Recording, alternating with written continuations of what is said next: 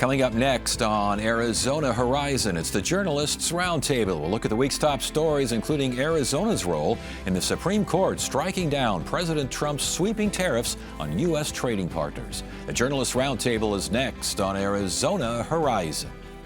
Arizona Horizon is made possible by contributions from the Friends of Arizona PBS, members of your public television station. Good evening and welcome to Arizona Horizon. I'm Ted Simons. It's Friday, and that means it's time for the Journalists Roundtable. And joining us tonight, Jamar Younger from the Arizona Capital-Times, Jeremy Duda from Axios Phoenix, and Jim Small from the Arizona Mirror. Panel, good to have you all here. Thank you so much for joining us. Jamar, welcome to the Journalists Roundtable. Good to have you here. We'll start with you. Supreme Court today, big ruling. Right. I mean,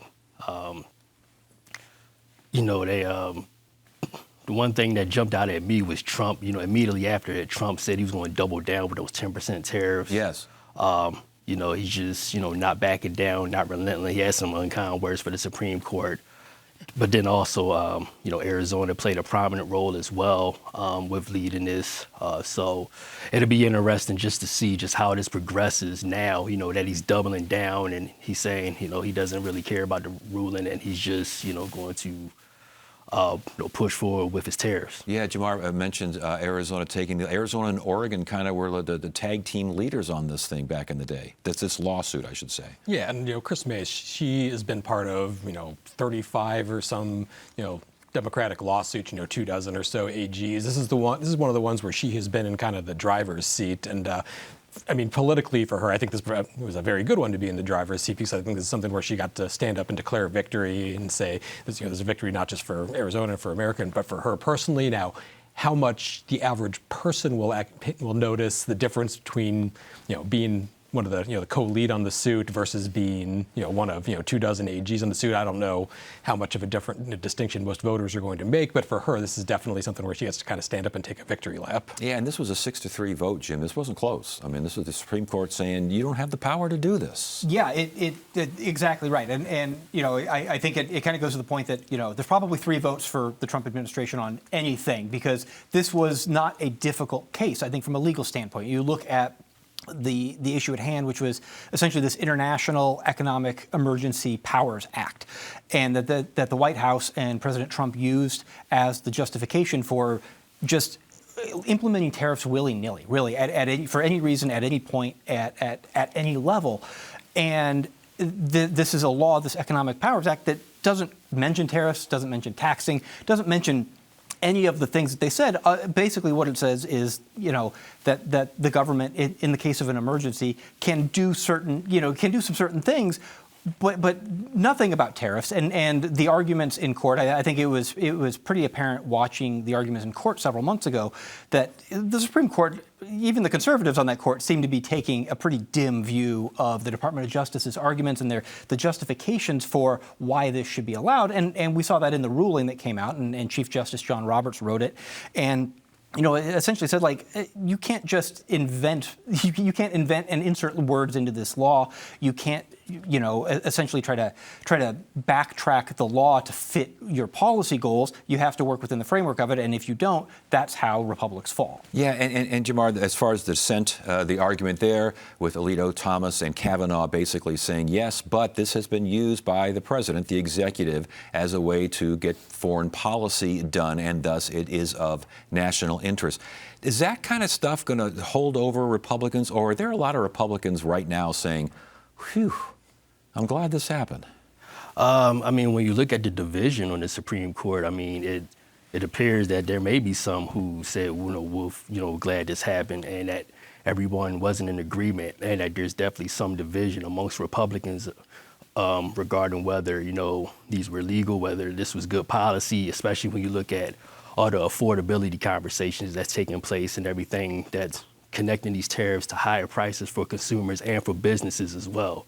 Yeah, which is something that Republicans would have to run on here in a few months. Yeah, and I can't imagine, they could put this back, to Congress and say, we want to vote on this in the House and the Senate, but I have a hard time seeing that happen. I think there are a lot of Republicans who are going to be very happy to never see this again. Anyone in a swing district, Juan Ciscomani, David Schweikert obviously not running for re-election, but he had some more kind of muted words about, hey, this is, kind of shows like what's wrong with our tax system. Let's go and do this instead. And there would be, a lot of supporters, folks like Andy Biggs, people who are more aligned with kind of the MAGA America First agenda, much more closely tied to President Trump and his agenda. But I think, there's still a lot of, free trade, traditional Republican sentiment, in Congress. And I think a lot of those folks, they wouldn't want to see this anyway, and they wouldn't want to have to run on it. Except for the fact that what Jamar mentioned earlier, right? Which is that the president, when he came out and said two things. He said, I'm not going to undo these tariffs. We're going to keep them in place, and we're just going to find a new justification for it. We're going to use this other law and add these new tariffs, and we think that we're fine. We don't need to go to Congress with it because Congress has no role in this, which is the exact opposite of what the Supreme Court said, yes. Which is that, no, this is a power that in the Constitution is vested exclusively with Congress. And when Congress has, in the past, delineated some tariff authority to the president, they've done so with a lot of guardrails and in very specific circumstances, none of which appear in this law. And the opinion basically said, look, when Congress doesn't say something, that you don't get to just decide that they said that you can do whatever you want. Jamar, Attorney General May's quote here, "A great day for America. The court has spoken clearly. President Trump's tariffs were illegal." The impact of all this on the profile of the Attorney General in an election year? I can imagine it's huge, if people really catch on to that. I mean, she's been at the forefront, or at least involved in a lot of litigation, a lot of lawsuits nationally as well as statewide. She's been very willing to take on Republicans, take on the Trump administration with a lot of different, the tariffs, other issues. She's just been very willing to speak out. You had the issue where she spoke about, the stand your ground laws, and she's had a lot of backbone. Yeah. So what do you think, Jeremy? Is this the kind of thing that accelerates her campaign, and does that acceleration continue? Does it maintain? Whether it maintains, though, we'll have to see. I think it does help. I think of all these, 36 or so lawsuits she's been part of, this is one of the more high-profile issues. This is something I think there's a lot more awareness among, average voters of, the tariffs, this is raising prices. This is something people have noticed more. And so this is something that if she was going to be, the co-lead on something, this is something where you want to be able to really, sink your claws into and kind of run on that and say, I did that. Yeah. Jim, let's move on here. A federal judge this week orders a takeover the state prisons in terms of their health operations, health care, and these sorts of things. I mean, this has been going on for so long, and this is pretty serious stuff, though. This is very serious stuff, and this is unprecedented in Arizona. It's only ever happened once before, which is in California, I think a couple of decades ago at this point. But yeah, essentially this is all right now is the culmination of a lawsuit that was filed in 2012. We've had 14 years of litigating and arguing in court about the way that the Arizona Department of Corrections provides health care to its inmates. And the court had long ago, I mean, we're talking like back in 2014, I think, determined that, yeah, look, it's unconstitutional. It is a violation of prisoners' Eighth Amendment rights to avoid cruel and unusual punishment because the state has an obligation to take care of them and provide the health care that they need.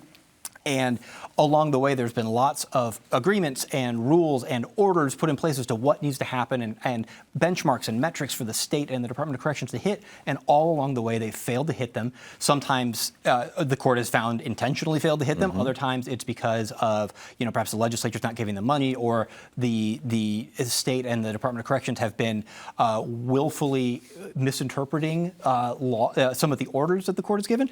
And so at this point, the court just, essentially said, threw up their hands and said, we've had enough. We're going to take this over. The state can't be trusted. The Department of Corrections can't be trusted to handle this. We're going to take it over. We're going to appoint a receiver who is going to manage it, who is going to have full authority, everything from hiring and firing to setting pay to overriding what the Department of Corrections says that they want to do. Jamar, how big a story is this? I mean, it's huge. It's been, like Jim said, or it's been happening for a long time. There are a lot of deaths, a lot of illnesses that were undiagnosed or diagnosed late.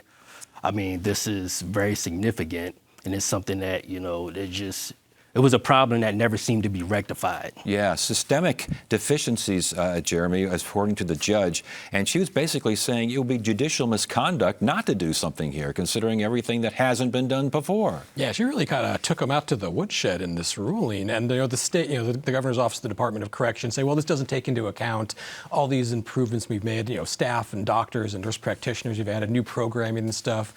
But when you look at the benchmarks, years ago, Judge Silver established 150-something benchmarks, and she said that like 130-something just had not been met. She said like the state hadn't really made a semblance of trying to comply with this injunction that was put in place a few years ago, and the imposition of the extraordinary, I think was the way she put it, was the only way to resolve this litigation that's going on forever and ever. Yeah, and I asked Jamar about how big his story is.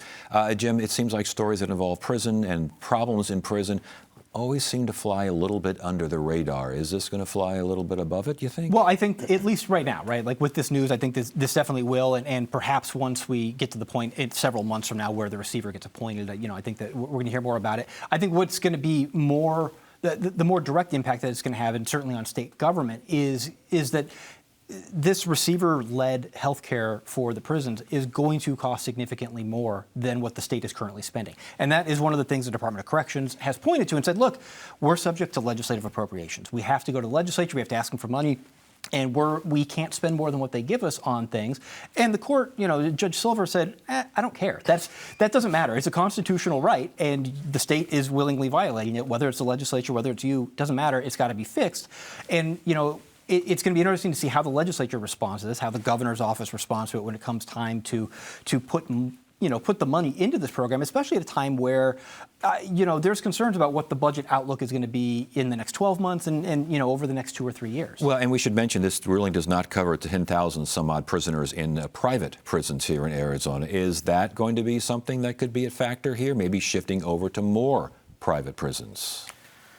Unsure about it, but I'm sure it'll bring more scrutiny and more attention, to those private prisons. If this is happening in the government prisons, I'm sure somebody point out, what's happening, in those facilities. Or there might be an effort to get more folks into those private facilities. Exactly. Jeremy, all right, we had another meeting between the county recorder and the Board of Supervisors. They just can't get along. And in this one, though, it seems like I don't know, maybe a little bit of daylight there? Maybe a little catharsis, maybe. This was kind of the culmination of, not just, obviously a year of, fighting and feuding between the recorder and the supervisors, but, the last few weeks, definitely things had escalated as they fight over this, what's known as the shared services agreement, the way they separate the different election duties between the Board of Supervisors and the, recorder's office, the forced marriage. I think one of the supervisors or one of the attorneys put it. And so what sparked this was a few weeks ago, in late January, Justin Heap, Recorder Justin Heap, members of his staff were in court and were talking about how things that are going on right now are disenfranchising voters in Maricopa County. Justin Heap very quickly, within a few years, kind of walked that back. But, Kate Brophy-McGee is the chair of the Board of Supervisors, said, I want answers from these people. They said this in court. Demanded they come to the Board of Supervisors. Heap went to court to block it. The judge put at least temporarily a stop to it. So Kate Brophy-McGee said, all right, Justin Heap, come on down. We want to hear from you then, if we're not going to hear from your staff. And it was a kind of a tense few days to see how it was going to play out. It was probably not, definitely some anger, not a lot of big fireworks, but definitely you could feel the hostility and acrimony they kind of sorted over this year of disputes over this shared services agreement. Yeah, the board said, come on down or else. They kind of got a little ultimatum there, huh? They did, and I think, we saw some fear, I think, among Heap's allies in particular, that the board was preparing to invoke a state law that's, really kind of an obscure state law, but one that would allow them to remove the recorder. Yeah. And so that idea, that prospect kind of sparked a whole lot of, a whole lot of anger and, ideas and thoughts about like what they were up to and who was doing what and kind of how this whole thing was going to play out. Hasn't come to pass. It certainly, didn't need to. But yeah, there's not I don't think that we're done talking about Justin Heap and the Board of Supervisors fighting over control of elections and over who gets to do what. Well, but Jamar, again, the fight has because the board kind of clawed some stuff back before Justin Heap took office, and he's saying that's not fair. And does he have a point there? I mean, this is something that started under the prior recorder. It's hard for me to say, at least. But you have to wonder if he's, like, they've made some proposals, made some compromises, or they've been willing to make some compromises, but you have to wonder if he's going to compromise with them or if he's not going to stop until he has full control. Well, and until his court case, his suit against the Board of Supervisors, until that is settled, I think that will help define terms as well, won't it? Yeah, well, I mean, if nothing else does, I mean, it'll come down to that. You know, we heard from the supervisor's attorney, Corey Langhofer, who said, hey, we sent this, revised proposal, this compromise to Justin Heap's lawyers. We, a week later, we still haven't heard back. It's so they went to kind of unilaterally move forward with some of these changes in terms of the biggest part of this is the IT services that the supervisors took away, the IT services that the recorder was responsible for. Justin Heap wants those back. The Board of Supervisors said, okay, here's what we're going to do. We're going to give you some more staff. We're going to figure out kind of how to divide these between us. We're not going to give you everything back.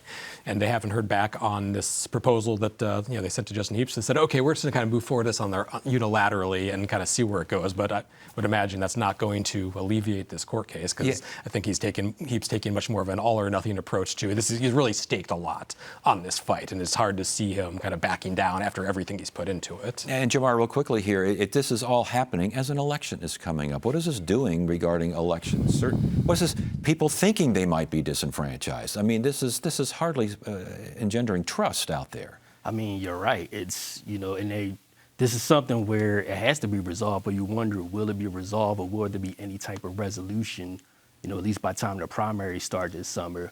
But yeah, I think it could be further, engender mistrust, amongst voters and amongst anybody paying attention to this. Yeah, just the wrong time. Jim, Senator J.D. Mesnard apparently has someone in his neighborhood or in the general vicinity that smokes pot.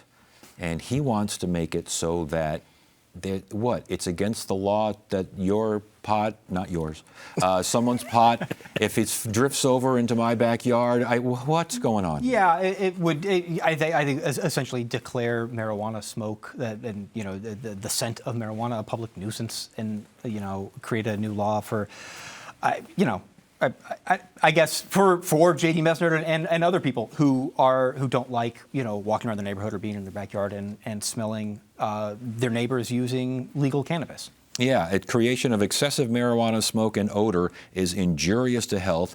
Jamar, it's indecent and offensive to the senses, and it interferes with enjoyment of life or property. Did you ever think we'd see a bill like this? I'm not shocked by it. I'm not shocked by anything. I guess you have to define, just where it reaches that threshold or where it becomes a public nuisance. And then there's also been discussions regarding the constitutionality of it, when to call law enforcement, whether there could be racial profiling. Some people have brought that up. Well, and the constitutionality as well as the law lets me do this in my backyard. I can't do it in public, but I can do it in my backyard. If it drifts over into your backyard, I don't know, enjoy the contact high? What? Yeah, I mean, there were some questions raised about what exactly constitutes excessive smoke, excessive odor, because if someone is smoking pot in their backyard, I mean, their neighbor's going to smell it. Same as if you smoke a cigarette or a cigar in your backyard, your neighbor's going to smell that. If, not necessarily down the street, and, Senator Mesnard says, this isn't my direct neighbors, this is coming from, Cheech and Chong, a couple of houses down or whatever. But so that's one issue. What constitutes excessive? I mean, if your neighbor's smoking pot and you can smell it, of course you can smell it. It's in the yard next to you. The other issue is state constitutionality in terms of, can you actually pass something like this that potentially alters a voter-approved law? Because legalized marijuana, and medicinal marijuana, Yep. This went to the voters, and so Mesnard wants a ballot measure and a law for the governor to sign, just in case this needs voter approval. But the law would need 3/4, would it not? Because it was ballot approved? Ostensibly, yes, Yeah. right? And so it's just a bar that I don't think you're going to hit. You think it's going to get referred to the ballot? You think something like this? No, I don't think it's going to get referred to the ballot, because I think that this, what'll end up happening is we'll get to April or May, and Republican leaders will look at all of the different ballot measures that are out there, and heavens knows there are a ton of them that are being considered right now. And then they're going to decide which ones are going to go on the ballot, because they don't want to put 15 things on the ballot. They might, they have before, but they don't typically want to, because you don't want to crowd the ballot. You don't want things to fail, and you want to make sure that there's a campaign, there's someone in place to actually promote the ballot measure that you want to see passed. I don't know who would be promoting this one. Well, and as Jim mentioned, you put a lot of stuff up there. People aren't quite sure. They just vote no. I mean, that seems to be the way it goes, Jamar. I mean, yeah. Do you think people would pass this? I don't think so. I mean, if they already approved recreational marijuana, and if they really learned about this, I don't know if they would, just because, like I said, there's so much unclear about it. Like, what would constitute that? Do they really want people calling the police because somebody else smells, pot in their backyard? But it's also been compared to like other nuisances, like loud music, for example. Right. And I was watching it here, and Mesner said, judgment would have to be used. But as far as like people approving it, not sure. Yeah, that sounds like a no there. All right, Jeremy, let's talk about another bill, and this would criminalize alerts about ICE. Not so much, now, correct me if I'm wrong, not so much that ICE is in the neighborhood, but ICE is in the neighborhood to make an arrest. Yeah, speaking of vagueness in proposed legislation about criminal penalties, this is something that Senator Kavanaugh is proposing to criminalize. He says it's inspired by, largely by Senator Annalise Ortiz, who got yelled at by a lot of Republican colleagues for posting on social media about warning ICE agents, an ICE presence near a school. Senator Kavanaugh says, well, that's not what this is about. This is to warn people, specific people. If you're specifically warning someone that they are going to be arrested, that is where it becomes a crime. But this including by things like blowing whistles, as we've seen with anti-ICE protesters doing. But you get into a lot of gray area here where it's not quite clear exactly what this would do or how it would be used. Because if you're standing on, if you're standing in front of a school, blowing whistles, warning people at ICE, are you alerting individual people? If you know someone there is undocumented, are you warning them specifically? And then even if it's used as intended, as he says it's intended, you still have First Amendment questions here. Well, and the existing law is physical obstruction. You just can't do that. This goes way beyond that. This goes way beyond that. And Senator Kavanaugh, when he was talking about this bill in committee, gave hypotheticals and gave examples and said, oh, here's what it does, here's what it really does. There's been a lot of misreporting about it. Like one of the things he said the bill doesn't do is criminalize blowing a whistle to alert people to ICE. It's exactly what the bill does. It very explicitly says it's going to do that. And he gave examples about if ICE agents, immigration agents, law enforcement have a warrant, they're going to go arrest someone, and you're going to try to warn them. The bill also goes far beyond that. It includes arrests without warrants. And as we saw what ICE did in Minneapolis and in LA and Chicago before that, they would just go down the street. But particularly in Minneapolis, we'd see them, they'd go down the street, and anyone who wasn't white, they would stop. And they would ask them for their papers and to prove their citizenship and whether they were here legally. And, and we saw all those protesters following these ICE convoys and these ICE agents going down the road and blowing whistles to let folks in the neighborhood know, hey, it's not safe to be out here. Because even if you are a citizen, if you're non-white, there's a good chance you're going to get detained and hauled away and held for 6 hours or maybe 6 days, as we saw in some of those instances. And yet Senator Kavanaugh says that exactly is not what the law says. The law only says that if I'm blowing a whistle to alert that someone's going to arrest Jim, that's what he's targeting. Again, that seems awfully vague. It's it just sounds eerily similar to what Senator Ortiz was doing.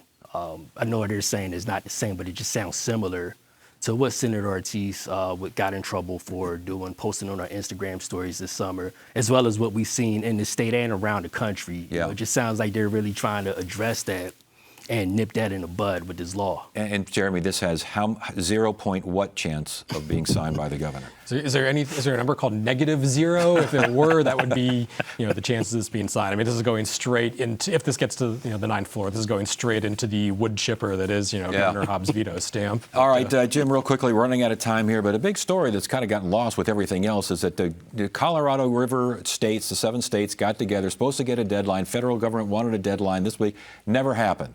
Once again, a deadline is missed. We're getting close here, Jim. Something's got to get done. Yeah, there has to be a framework in place. I think by October, I think is when it really, like, the rubber's going to really meet the road. But essentially, we're on track right now. I mean, if these states can't get to a deal, we're on track to have the federal government put one of its proposals into place. And there are a handful of draft proposals that have already been put out there. They're all really bad for Arizona. Arizona has the worst rights on the river. We're going to see the biggest cuts, I think, no matter what, even in a negotiated deal. But the ones from the federal government are really not good for Arizona. And I think that Arizona and the other lower basin states want to avoid that, if at all possible. And this is an upper basin, lower basin fight, is it not, Jamar? It is. The deadline was, I believe, on Valentine's Day, and they just couldn't reach it. I think Arizona, when you talk to leaders here, they frame it as they've been the ones willing to make concessions, leading the discussions, and they frame it as the upper basin hasn't been budging. So, I mean, that's what it's pretty much come down to, when you talk to people involved, and it's just a matter of if the federal government gets involved, could that kind of push negotiations forward to where there's some kind of compromise? Yeah, and the upper basins are basically saying, we don't want mandated cuts. We can work something out, but the mandated cuts, no go. There's a 1922 agreement there that Arizona could push legally. No one wants the legal aspect. Could push legally that requires those states to deliver water. Potentially. And I mean, no matter what gets decided here, especially if the federal government makes a decision, we're going to end up in court on this. But it seems almost inevitable at this point that the feds are going to make the decision. We had the February 14th deadline. Before that, there was another deadline we missed. They haven't set a new deadline. And Jim mentioned October 1st is kind of the hard and fast deadline for when something new has to be in place. That's when the new water year starts. But realistically, you need like a few months lead time for the final decision to be made before that gets implemented. And so the time is pretty much run out. I think one of these there's these 5 options that they'll be chosen from. Maybe it'll be cobbled together something, but it's probably not going to be great for us no matter what. All right, our time has run out here. Panel, good to have you all here. Thanks for joining us. That's it for now. I'm Ted Simons. Thank you so much for joining us. You have a great weekend.